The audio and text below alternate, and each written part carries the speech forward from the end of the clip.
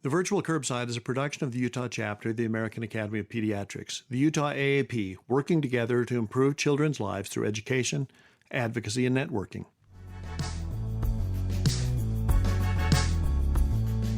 Hi, this is Paul Wirkus from the Utah AAP. Welcome to this week's edition of the Virtual Curbside, where we bring pediatric providers together with subspecialists to get smarter about all things pediatric and better acquainted as a community of caregivers.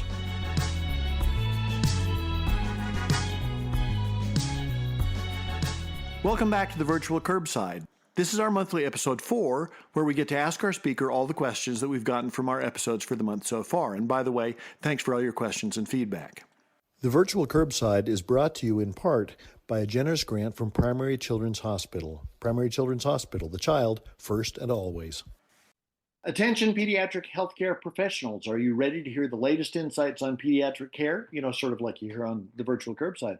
Join us for the 47th Annual Common Problems in Pediatrics Conference happening June 3rd and 4th, 2025, all virtual.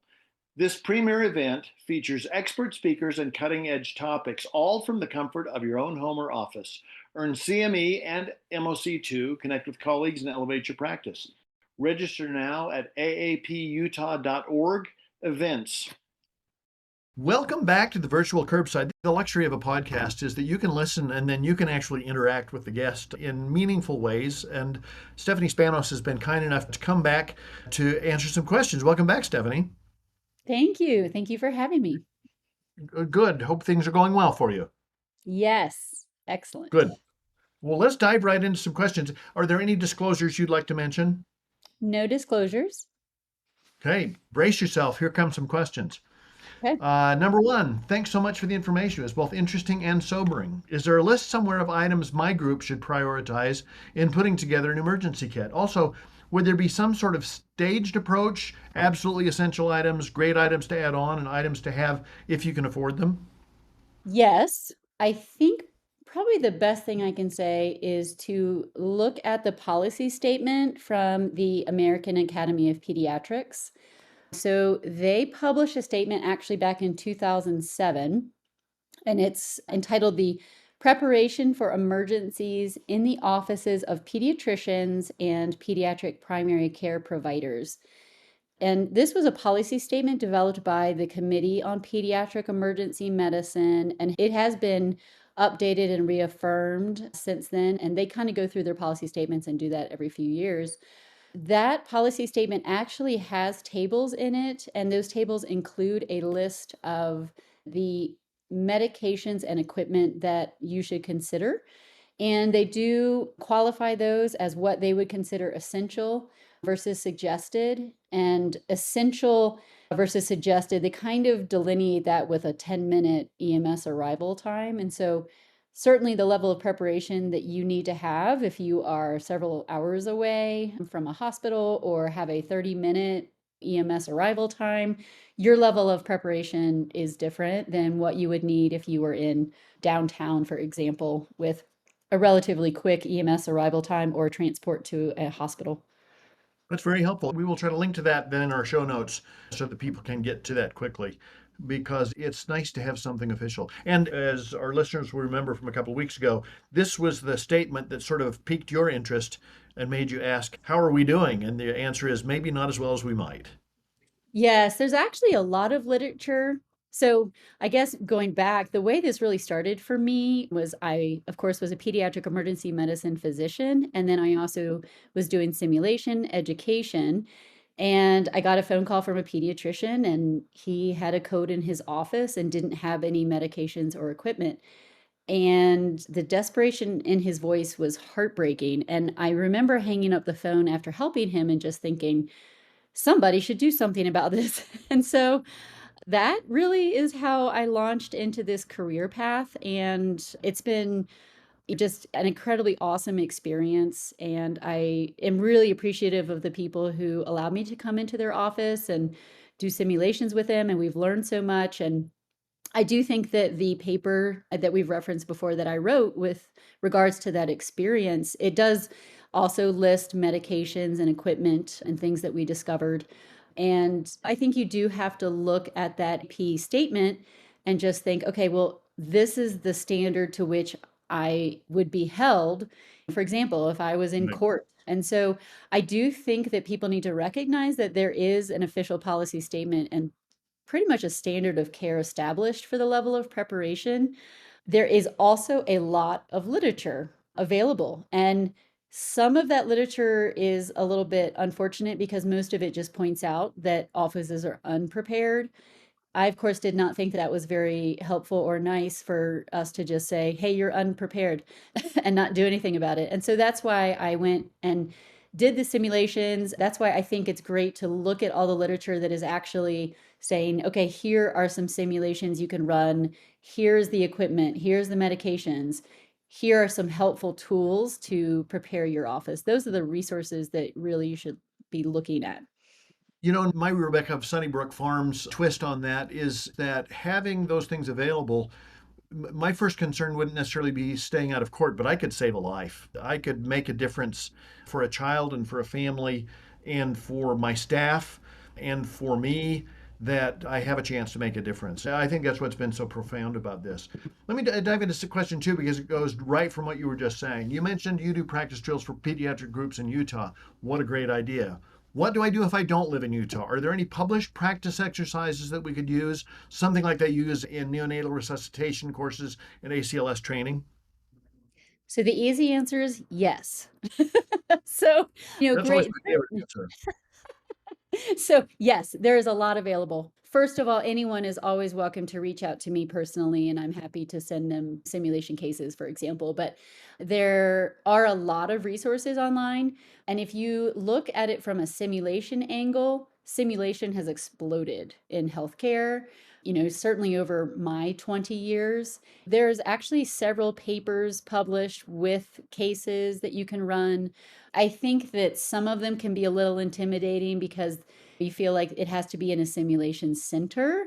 And I purposely did design mine knowing I was not going to be in a simulation center. Mhm. But honestly, I have spoken to some pediatricians and they went to a store and they bought a doll and Sure. my suggestion is just walk in the front door and tell the front clerk, my baby's not breathing very well. Uh-huh. And then just go from there and see what happens. See what equipment you have. And you will quickly realize who knows what to do, what equipment you have or don't have. Does it work?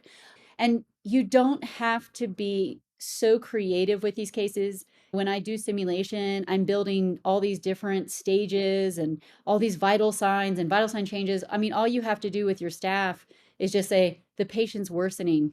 Now what? Yeah. You know, Yeah. Yeah. Yeah. if I applied a nasal cannula and that's not enough, now what? Do we have suction? Okay, well, maybe we need a non-rebreather, or maybe we need to bag the patient. You don't Right. even have to build that much of a case. You just need to say, I have a respiratory emergency, or I have a hypoglycemia, or we have a seizure, or we have an anaphylactic. Literally, you could just pick a topic and go with it. So this should not be intimidating. I know it probably feels intimidating, but really, the office staff, you can make it into a nice bonding experience, team building experience, and everybody feels a lot better with preparation. But do not let it slow you down that you think that you have to build some type of simulation case or use these established cases, because really you can just pick a topic that you want to see how prepared is your office for that. Great idea. All right. Question number 3. After hearing your presentation, I'm all on board with being better prepared. What do I need to do to persuade both my partners and the administration of my clinic that this would be worth the time and money it will take? Yes. So I think that addresses what you and I were speaking of earlier, and it does depend on who you're speaking to. So if you are talking to somebody who you think that you can emotionally and mentally sort of collaborate with them, I think that it's important to talk about, let's say that a child comes in and we cannot intervene and we watch this child die in front of us.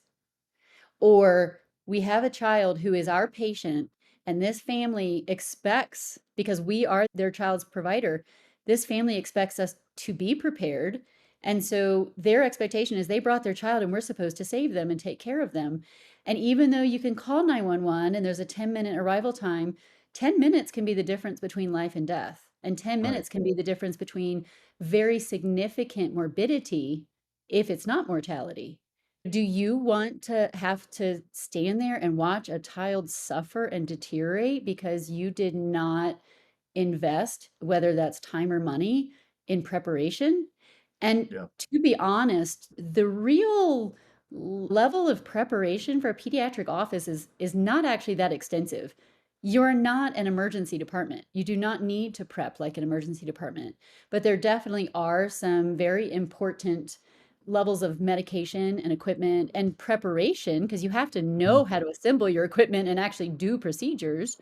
So you do need to invest time, energy, and money into it. But I cannot imagine watching a child die in front of me and I can't Right. intervene. And then if you're talking to somebody who is business minded or legally minded, that's where you say, look, there is a standard of care, and the standard of care is what you are held to. And so legally, you need to be at the level of standard of care within some level of defensiveness. And so it's one thing to say, hey, we were prepared and we did everything we could. We had all of our meds, we had our equipment, we did everything we could, and this child had a bad outcome. Well, at least then you know you prepared, you did everything that you possibly could for this child. That's a lot easier to live with. And then legally to answer for it, yes, you did what you could do versus the complete opposite. It's bad enough to have a child have a bad outcome, but then to be held to a standard of care and have somebody hold this paper in front of you and say, did you prepare to the standard of care? And for you to say no, I mean, I just can't imagine losing the child and then having to say, I did not bother. Right, right, right. And I think the response sometimes is, well, that's why they have 911. But your point is so important that between, oh dear, something is happening that's very bad, and EMS arriving, we really want to be able to keep that child safe. Right. If you talk about a seizure, if you could have medications to stop a seizure, that is very different than the impact that a prolonged seizure has on a child. And having some intranasal Versed, an atomizer, and a syringe in your office is really easy, and it's an easy way to stop a seizure. It's an easy way to be prepared for something that can easily present to an office. I think that when we all just talk about healthcare and we talk about CPR, I mean, ABCs, it's not actually a very long list to be able to support airway, breathing, and circulation while you've called 911. And if somebody is having a cardiac arrest and, for example, needs an AED defibrillation, the minutes, even if it's a 10-minute arrival time, that is significant morbidity and mortality if that patient is not defibrillated and not getting appropriate CPR. So there's studies showing each minute matters. Well, in the case of a seizure, if someone runs into your waiting room carrying a child who's having a seizure, that didn't start at that moment. And so you're already behind the eight ball for however many minutes it's been. And as you pointed out in your presentation, being able to squirt something up their nose, knowing where the box is, being able to put medication in the device, and being practiced at that, you could make a huge difference. Yes. We get surprised sometimes in the ED with like, well, why is this happening? But one of the greatest surprises in my career happened from it was a child, and the child had gastroenteritis, and the mom was driving the child to the pediatrician, and she was in the parking lot of the pediatrician's office and looked in the rearview mirror and saw that the child's lips were blue. And she thought, uh-oh. And just as easily as she could have taken her child out of the car and into the pediatrician office, she instead decided to drive out of the parking lot and drive up to our ER. And when he was checked in, he looked dehydrated and fairly typical ED patient with gastroenteritis, but he, a few minutes after arrival, had a seizure and a bradycardic arrest. We have a team who like immediately responds, of course, meds, equipment, we're ready for that kind of thing. But that could have been in an office setting. And so that's one Hmm. of those things. I mean, it started in an office setting. And Yeah, so that yeah. child most likely would have had that seizure in your office. And so if you're hearing this story, just think, what would I do if I had a child who came in, gastroenteritis, has a seizure? It does turn out that he had rotavirus, and some of those kids can have seizures and encephalitis and some neurologic changes. Of course, it's rare, but if I've seen it, then you could see it. But he had a seizure, and then are you prepared for a gastroenteritis, seizure, bradycardic arrest in your office? Because that's what would have been in that office. Right, right. And a whole lot of potential for heartbreak. Oh, yes. I mean, that child outcome is 100% dependent on medication, equipment, preparation, and the response of the medical team.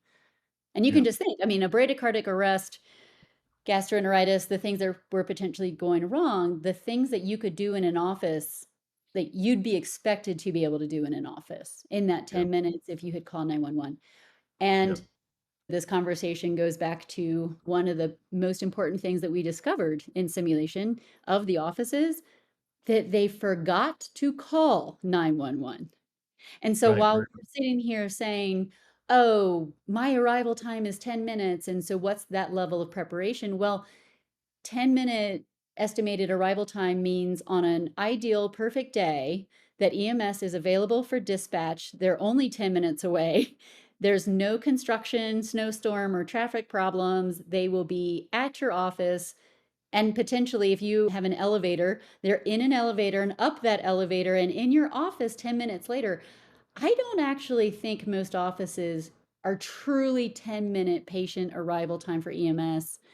And more importantly, because of the panic of having this patient, 911 was routinely not called. It was Yeah. absolutely forgotten until 20 to 30 minutes into us running this code that the pediatrician would say, well, when is the ambulance going to come? And I would say, you haven't called. And so About that 10 minutes after 911. Yeah, and so that patient was in your office until you remembered to call, plus 10 minutes at least. right, right. Good point. That see, that all sounds persuasive to me. I'm sold. So I'm sure that would sell an administrator. Last question. You mentioned that we should be cautious about ready-made kits that A, we aren't familiar with, and B, may be more adult-oriented, not, like adult-oriented, but you know what I mean. You also mentioned the cautions that we should have about the concentration of epinephrine that we stock, recognizing the appropriate use of a defibrillator, and being aware of the limitations in using an ambu bag to give blow-by oxygen. Are there any other items that we should either steer clear of or be aware of their limitations for use in a pediatric population? Yes, I think probably one of the most important things is physician ownership of preparation. The office preparation cannot be a list that is handed off to somebody who is not medical and then is just gathering supplies that they do not understand, and to just assume that they know what they're doing and to gather those supplies. And that also just goes to, please do not just buy some type of kit and then not actually investigate it. And the time to open it and figure out what you have is not in the midst of an emergency. I think that part of this is just saying a physician needs to own the accumulation of meds and equipment and make sure everything fits together, make sure it's appropriate for your office. But there are certain procedures that you do not need to be prepared for in an office, and there are some that you do. Whether you're going to place an IV or if you would place an IO, obviously you don't need ICU or ED interventions after that, but you should have a way to provide IV fluids or IV medications. Being able to provide IV access, at the very least, you should be able to bag a patient and be able to support airway, breathing, circulation. And I think that people assumed they were prepared just because somebody passed around a list or they had pre-purchased a kit. And it was a surprise every single time to realize how unprepared they actually were. It's like opening an IKEA package and hoping that you can get it all put together immediately. Right. Well, it would literally be like dropping me into somebody's garage with all of the heavy machinery and asking me to build something. And I have zero knowledge of how to use that machinery. And so I'm going to, with a deadline and someone's life is on the line. I mean, it's like, that's not the time to figure that out. I think a lot of people really, and this is just human nature, we are well-intentioned. Someday I'll do that. Someday I'll read that article. Someday I'll refresh that procedure. But I hadn't done IVs ever or had done them, 10 years ago. And then there they are. And they're like, gosh, I don't know how to do an IV. And it's like, well, What are you going to do? what are you going to do? Yeah. And I think it's forcing ourselves to think, I don't want to figure this out in the midst of an emergency. And I don't want to be in a situation of should've, could've, would've. Yeah. And it's a child who suffers. Right. Right. And looking those parents in the eyes and yeah, all of that. Well, I'm persuaded, Stephanie. I really appreciate that you've taken this on as part of your career. I think you have really made a difference in the world by doing this. But thanks so much for taking some time with us over the last month in educating us and trying to make us better at something that really matters. And so thank you so much for your time. Oh, you're so welcome. Seriously, I am so happy to help anybody who wants assistance. This isn't something that is like, oh, it's my career. This is what is fulfilling to my soul. And Right. knowing that I can help someone else to save a life or significantly decrease morbidity, it's powerful. It's it's why we're all in healthcare, right? No. Anybody, you're not bothering me if you want to reach out and say, hey, can you help me? Can you guide me through this? Because it's what I love to do. Terrific. All right. Well, hope to talk to you again sometime. It's always good to see you. And thanks again. Oh, thank you so much. Thank you for having me. Happy to come back anytime. All right. Thanks, Stephanie. Thank you. All Have a right. good day. And we'll talk to you all next week. Just wait for the next topic, and we'll see you then.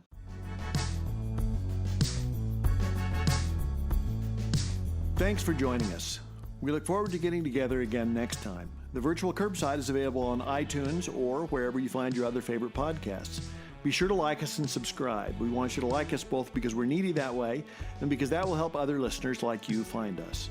Check out our website, vcurb.com, for supporting materials, schedules, and other great stuff. The Virtual Curbside is an educational production of the Utah chapter of the American Academy of Pediatrics. The opinions expressed in this podcast, while carefully considered, are ultimately the opinions of the presenters and not necessarily of the American Academy of Pediatrics or our employers. And remember, the content of this podcast shouldn't be seen as a substitute for seeking actual personal medical care.